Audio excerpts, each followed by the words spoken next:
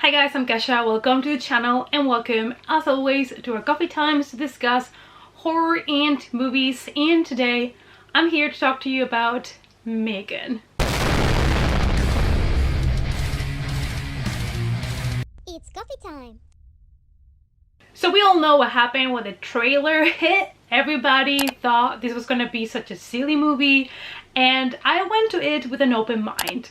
I also was lucky enough to watch this movie before the new year. I went to watch this on the 31st of December, so this was officially the last horror movie that I watched in 2022, and honestly I had a good time, so it was a good movie to finish the year. 2023 is here. There are so many good movies coming out this year, or potentially good movies I should say. I'm gonna make a video of a lot of releases that are coming out in 2023 so you guys can get your lists ready. So today I'm here to talk to you obviously about M3GAN, completely spoiler free. This is a 2022 American horror sci-fi movie. The movie is directed by Gerard Johnstone, and some of the collaborators are Jason Blum and of course James Wan.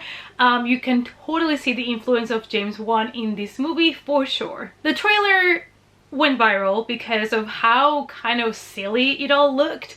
Especially when we saw M3GAN kind of dancing in the trailer. I'm guessing pretty much everybody has seen that scene by now. Even if you have not actively looked for the trailer, I'm pretty sure you've come across it in one, social media platform or the other. But the movie did receive good criticism. It received a praise for the humor, the campiness, and also the social commentary about AI. And I totally agree, because this movie does such a good job at presenting some themes that are controversial in a way, I guess, when it comes to technology, but at the same time it's a lot of fun. M3GAN is a marvel of artificial intelligence, a lifelike doll that's programmed to be a child's greatest companion and a parent's greatest ally.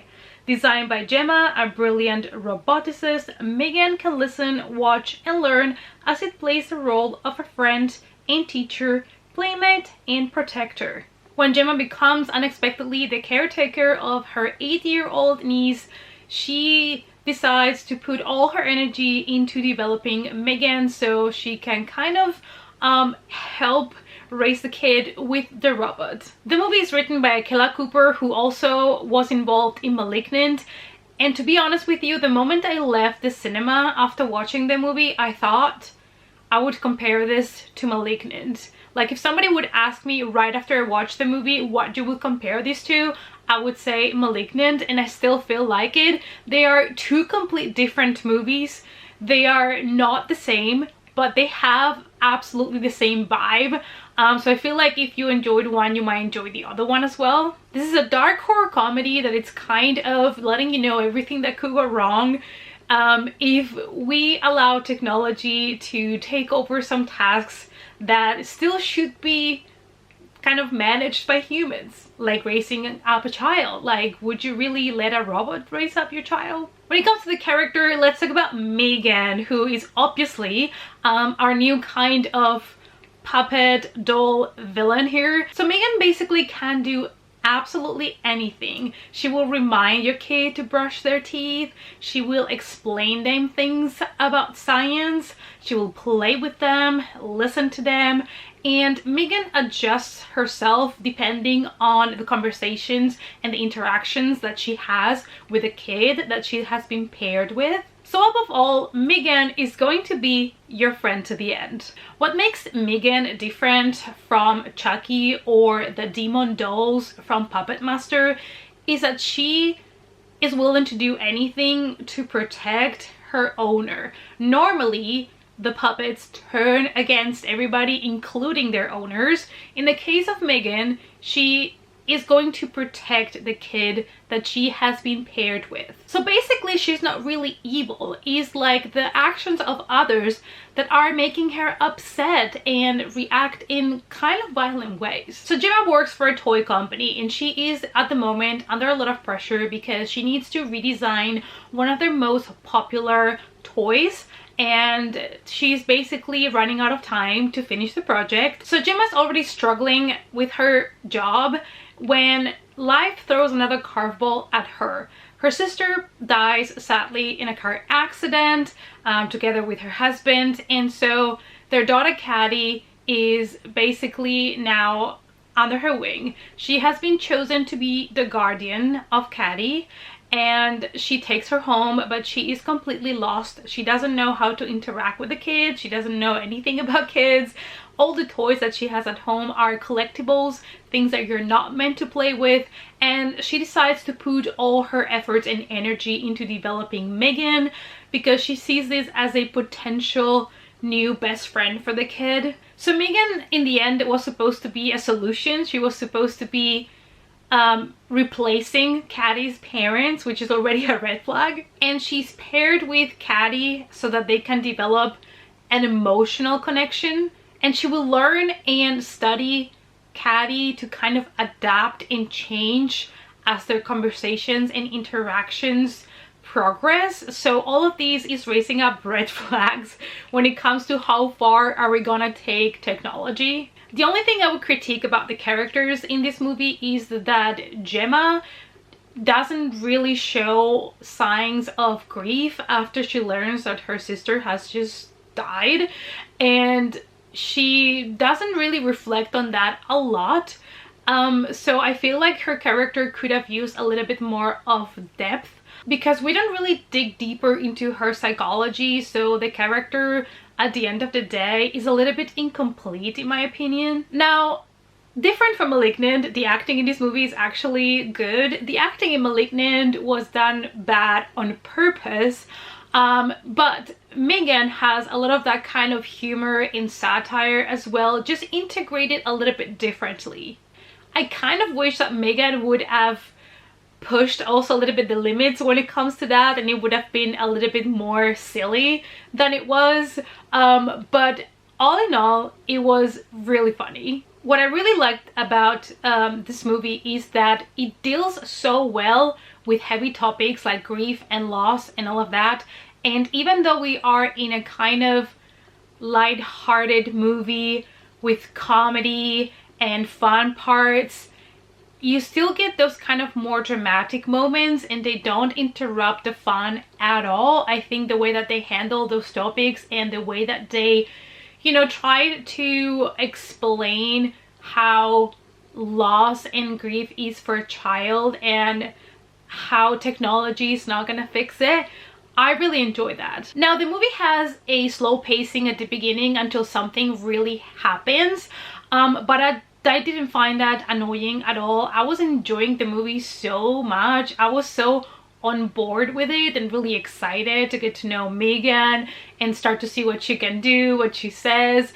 I was just really into it.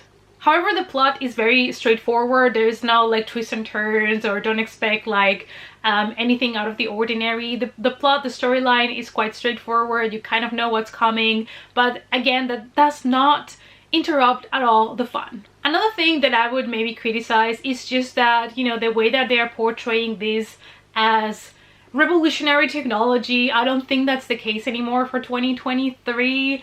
And also the toys are shown at the beginning are not that revolutionary, but so it feels kind of like a movie that it's that was made before our time, but I still have a good time. So like, these are just minor things that I noticed, but they didn't bother me at all. I still had a blast. So the movie digs deeper into the topic of the toy industry and how technology has taken over our lives, but not just ours, also the lives of our children, and how kids are more invested in making connections with apps and technology instead of with humans and playing outside with other kids, and how that might impact the growth of a child. And even though the movie touches such heavy topics, it never feels as serious and dense as a Black Mirror episode. But I think like the hardest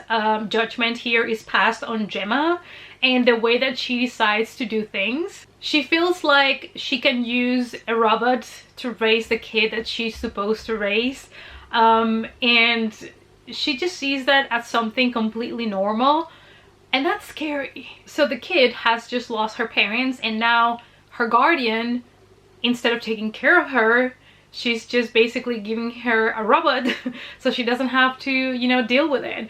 And that's quite sad. When it comes to the horror, you can definitely expect some kills, some blood. Some of them were really entertaining, I have to say. I know that they did some reshoots of the movie because they wanted to make sure that it was PG-13. So I kind of wish that they would have kept it a little bit more bloody and gory. So don't expect a super bloodbath here. But what I can tell you is the deaths, once they start, they keep going. They're a lot of fun, they're entertaining, and they're satisfying because most of the characters that M3GAN targets are people that we dislike because they're being mean to Caddy or they're doing bad things. So at the end of the day, it's people that you want to see die anyway. At the end of the day, I ended up giving this movie a 3.5 out of 5 because I thought this was such a good movie, actually a lot better than I expected.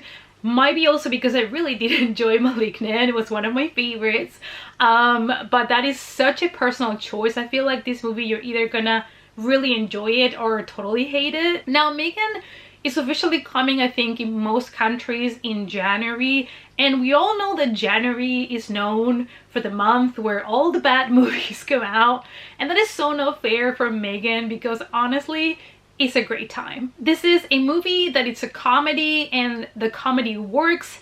Apart from that, we're getting really interesting thematics that are being explored and things that are so entertaining, and it's criticizing the toy industry, the tech industry, but in such a fun and heart-lighted way that you cannot even feel offended by it. So at the end of the day, I would say you guys to go and watch the movie if you have the chance, because I thought it was a lot of fun, and it's also a great way to start 2023 with a fun horror movie. Alright guys, I hope that you enjoyed the spoiler-free review. Let me know down below your thoughts. If you've already seen the movie, did you enjoy it or did you totally hate it? Let's talk about it in the comments down below, and I hope to see you all, as always, in our next coffee time.